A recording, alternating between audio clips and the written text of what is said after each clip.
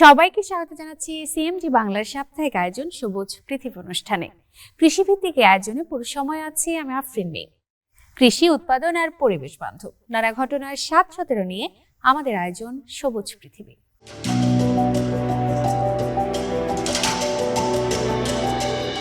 সবুজ প্রকৃতি আর সুন্দর পরিবেশ এটি কেবল উপভোগের বিষয় নয়, বরং এর সুরক্ষা নিশ্চিত করা প্রতিটি নাগরিকের দায়িত্ব। বেইজিংয়ে এক স্বেচ্ছাসেবী বৃক্ষরোপণ কর্মসূচিতে অংশ নিয়ে ঠিক এই বার্তাই দিয়েছেন চীনের প্রেসিডেন্ট শি জিনপিং। তবে কেবল গাছ লাগানোই নয়, সেগুলোর সঠিক রক্ষণাবেক্ষণ এবং প্রকৃতি ও মানুষের মধ্যে ভারসাম্য বজায় রাখাকেই চীনা শৈলী আধুনিকায়নের মূল ভিত্তি হিসেবে দেখছেন তিনি।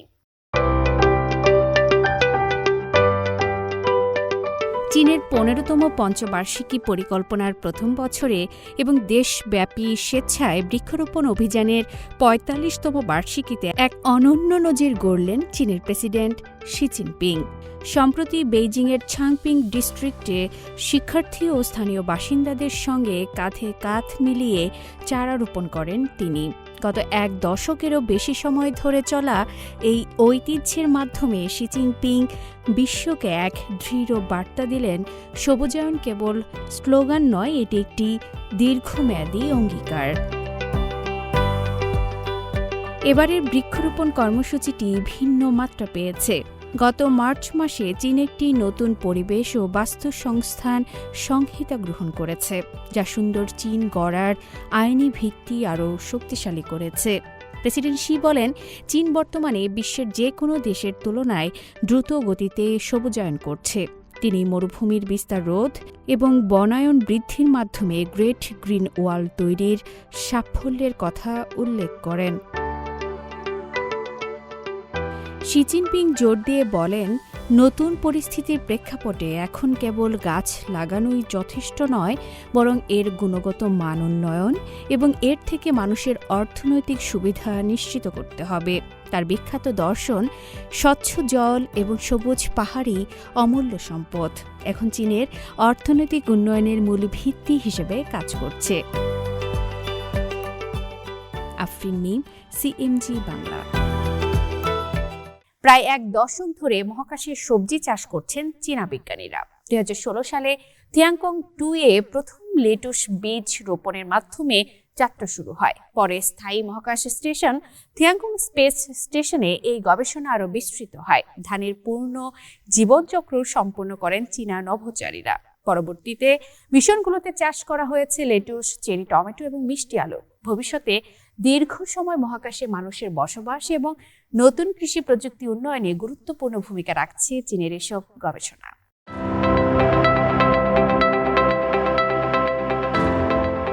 চীনের নভোচারীরা মহাকাশে চাষবাস শুরু করেছেন এক দশক হল। এখন মহাকাশে সবজি ফলানো নিত্যদিনের ঘটনায় দাঁড়িয়েছে। এর উদ্দেশ্য দুটো: মহাকাশের পরিবেশে কৃষি গবেষণা ও দীর্ঘ সময়ের অভিযানের জন্য খাবারের যোগান নিশ্চিত করা। লেটুস দিয়ে শুরু হলেও এখন চীনের থিয়ানকং মহাকাশ স্টেশনে ফসলের তালিকা হয়েছে আরও লম্বা। এতে নভোচারীদের ডায়েটেও এসেছে পরিবর্তন। ২০১৬ সালে চাষ হলেও সেই বছরই নভোচারীরা কিন্তু লেটুস পাতার স্বাদ নেননি। পুরোপুরি নিশ্চিত হওয়ার পর ২০২২ সালে শেনচৌ ১৪ এর ক্রুরা প্রথমবারের মতো কক্ষপথে মহাকাশে জন্মানো লেটুস পাতা খেয়েছেন। আবার এই মিশনেই প্রথমবারের মতো মহাকাশে ধান গাছের একটি পূর্ণ চক্র প্রত্যক্ষ করেছেন তারা, যেখানে প্রথমবারের মতো ধানের বীজ থেকে গাছ জন্মানোর পর সেই গাছ থেকে আবার বীজ সংগ্রহ করা হয়েছে। এই ধারাবাহিকতায় শেনচৌ ১৫, ১৬ ও ১৭ মিশনের নভোচারীরা মহাকাশে ফলিয়েছেন ৩ ধরনের লেটুস ও চেরি টমেটো। ২০২৪ সালের অক্টোবরে থিয়ানকংয়ে এসে শেনচৌ ১৯ নভোচারীরা এই তালিকায় যোগ করেন মিষ্টি আলু। সম্প্রতি অ্যারোপনিক পদ্ধতি ব্যবহার করে শেনচৌ ২১ নভোচারীরা বড় আকারে চেরি টমেটোর ফলন পেয়েছেন। থিয়ানকংয়ের এই মহাকাশ বাগান এখন খাবারের পাশাপাশি তৈরি করছে অক্সিজেন, বিশুদ্ধ করছে পানি। সবুজের স্নিগ্ধতায় নভোচারীদের দিচ্ছে মানসিক প্রশান্তিও। এসবের পাশাপাশি মহাকাশের পরিবেশে জিন পরিবর্তন ঘটিয়ে তৈরি করা ৭০০টি ভিন্ন জাতের ফসলের চাষ হচ্ছে পৃথিবীতে। চলতি বছর চীনের মহাকাশ স্টেশনে ফসল ফলানোর 10 বছরের মাইলফলক উদযাপনের পাশাপাশি নভোচারীরা নতুন প্রজাতির ফসল চাষেও ব্যস্ত থাকবেন এবং এই অনন্য মহাকাশ খামারে গম, গাজর সহ নানা ঔষধি গাছ চাষের পরিকল্পনাও চলছে তাদের। ফয়সাল আব্দুল্লাহ, সিএমজি বাংলা।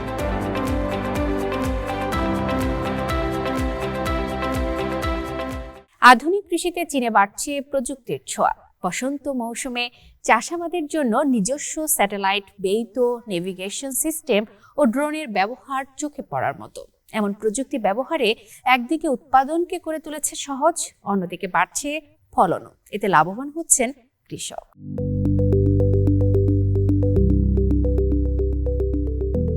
বিস্তীর্ণ মাঠ জুড়ে দোল খাচ্ছে সবুজ ফসল। এই মাঠে একসময় কীটনাশক ছিটানো হলেও সময়ের সঙ্গে বদলেছে কৃষিকাজের ধরন। এখন মাঠেই ব্যবহার করা হচ্ছে ড্রোনের মতো আধুনিক যন্ত্র। এ নিয়েই মাঠ জুড়ে এখন কৃষকদের ব্যস্ততা। মাঠে এমন প্রযুক্তির ছোঁয়া মধ্য চীনের হেনান প্রদেশের লুও শহরে। এ শহরে 1,60,000 হেক্টর গমের জমিতে পোকা দমন ও প্রাকৃতিক দুর্যোগ মোকাবিলায় চলছে নানা কর্মযজ্ঞ। আধুনিক কৃষি প্রযুক্তির ছোঁয়া দক্ষ হয়ে উঠছেন স্মার্ট কৃষকরা। ড্রোন অপারেটর চাই খেওই বলেন, আগে 0.67 হেক্টর জমিতে সার বা ওষুধ ছিটাতেই পার হতো অর্ধেক দিন। সেখানে ড্রোন ব্যবহারের সময় লাগছে মাত্র 20 থেকে 30 মিনিট। ড্রোনেই থেমে নেই চীনের আধুনিক কৃষকরা। কৃষিতে প্রযুক্তি আরও এগিয়ে নিয়েছে হবেই প্রদেশের সিচিয়ান কাউন্টির গ্রামের কৃষক, যেখানে বেইদু নেভিগেশন সিস্টেমযুক্ত ট্র্যাক্টর ব্যবহার করে জমিতে সার ও কীটনাশক স্প্রে ব্যবহার করছেন তারা। এতে কাজ দ্রুত ও গুণগত মান দুটি সমান তালে এগুচ্ছে। আগে 6 হেক্টরেরও কিছু বেশি জমিতে আলু রোপণ শেষ করতে আমাদের 1 মাস বা তারও বেশি সময় লাগত। এখন সেই সময় অর্ধেকে নেমেছে, যা কৃষকদের জন্য সবচেয়ে বড় সুবিধা। আমরা কৃষকদের পর্যায়ক্রমে নির্দেশনা দিচ্ছি, তারা যেন রোপণের কৌশল আয়ত্ত করতে এবং প্রযুক্তির যথাযথ ব্যবহার নিশ্চিত করতে পারেন। একই সঙ্গে আমরা কৃষি যন্ত্রপাতিও উন্নতির পাশাপাশি মাঠ ব্যবস্থাপনা জোরদার, আলু চাষের ফলন এবং আয় বাড়াতে নানা পদক্ষেপ নিয়েছি। এতে শস্য উৎপাদন যেমন বাড়ছে, তেমনি কৃষকের আয়ও বেড়েছে। বর্তমানে চৌনিং কাউন্টিতে বছরে প্রায় 65,000 টন আলু উৎপাদন হয়, যা থেকে প্রায় 39 কোটি ইউয়ান আয়ের সুযোগ তৈরি হয়েছে এখানকার কৃষকদের। লুৎফর কবির, সিএমজি বাংলা।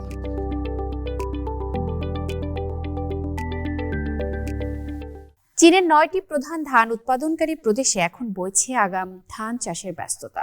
দেশটির কৃষি ও গ্রামীণ বিষয়ক মন্ত্রণালয় জানিয়েছে, এর মধ্যে 65% ধানের চারা প্রস্তুত করা হয়েছে এবং প্রায় 10% চারা মূল জমিতে রোপণ সম্পন্ন হয়েছে।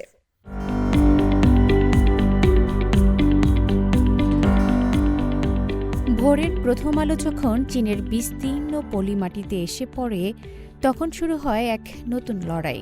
এটি কেবল পেট ভরানোর লড়াই নয়, এটি মাটির সাথে মানুষের নিবিড় সম্পর্কের এক আধুনিক আখ্যান।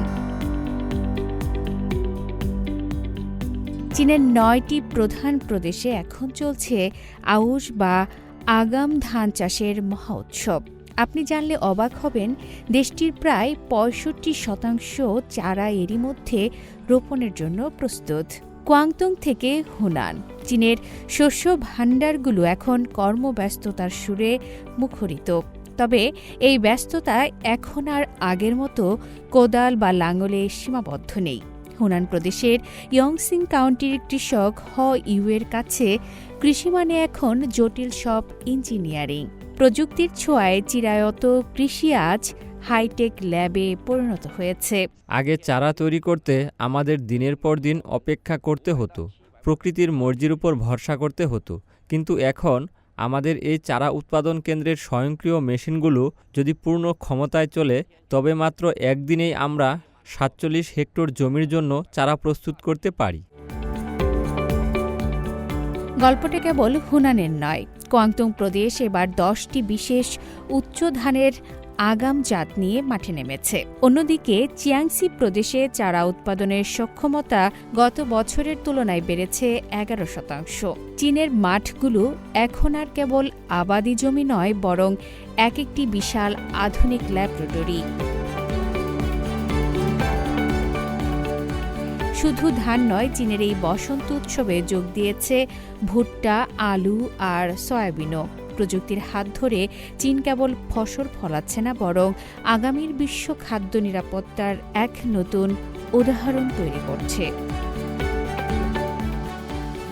আফরিন মিম, সিএমজি বাংলা।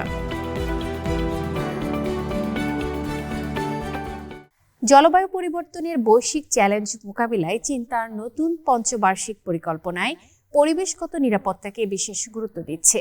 দেশটির লক্ষ্য এখন সুদূর প্রসারী, মরুভূমির ক্রমবর্ধমান বিস্তার রোধ করে প্রাকৃতিক ভারসাম্য পুনরুদ্ধার করা। আধুনিক প্রযুক্তির ছোঁয়া আর বিশাল বনজায়ন প্রকল্পের সমন্বয়ে চীন এখন এক নতুন সবুজ বিপ্লব বাস্তবায়নের পথে হাঁটছে, যা বিশ্বমঞ্চে পরিবেশ রক্ষার এক অনন্য মডেল হিসেবে বিবেচিত হতে পারে।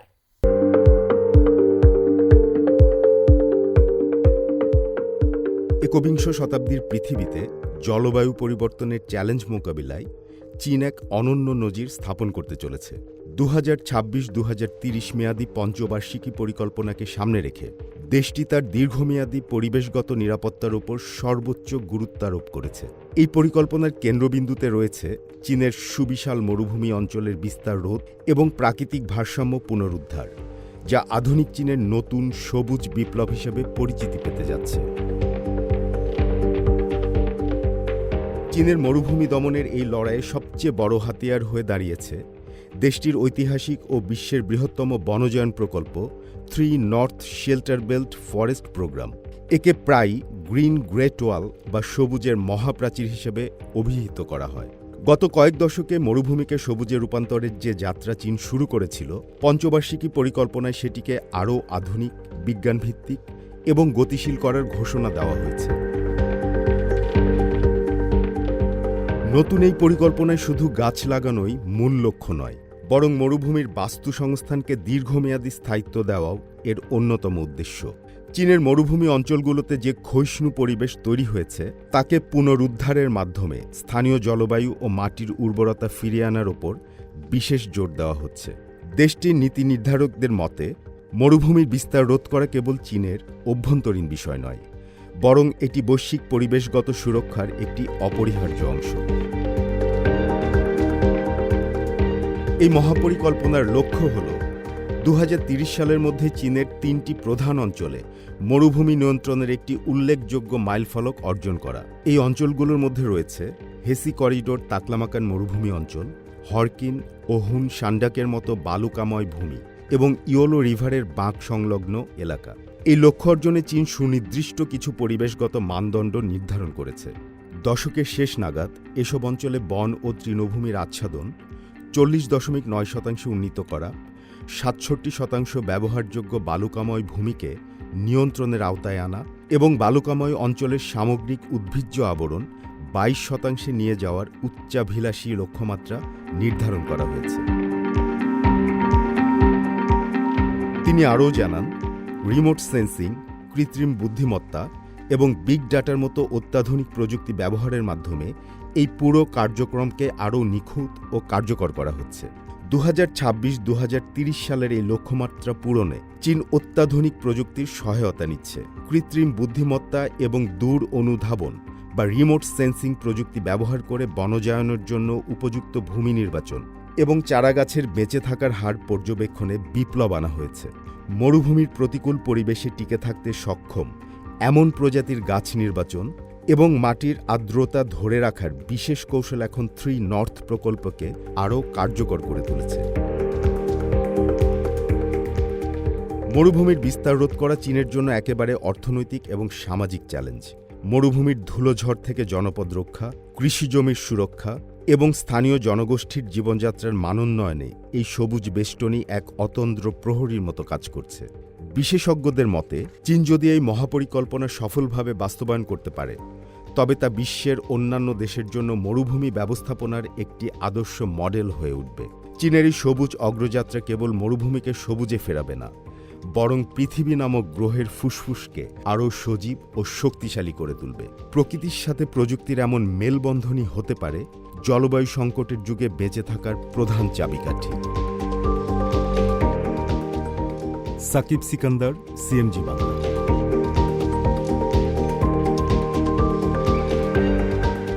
প্রিয় দর্শক, আমরা অনুষ্ঠানে একদম শেষ পর্যায়ে চলে এসেছি। অনুষ্ঠানটি টেলিভিশনের পাশাপাশি সামাজিক যোগাযোগ মাধ্যমে দেখতে www.facebook.com/cmgbangla এবং ইউটিউব চ্যানেল সিএমজি বাংলাতে ক্লিক করুন। আগামী সপ্তাহে আবার দেখা হবে একই দিন একই সময়ে। সবাই ভালো থাকুন, নিরাপদে থাকুন, আর থাকুন সবুজের সঙ্গে।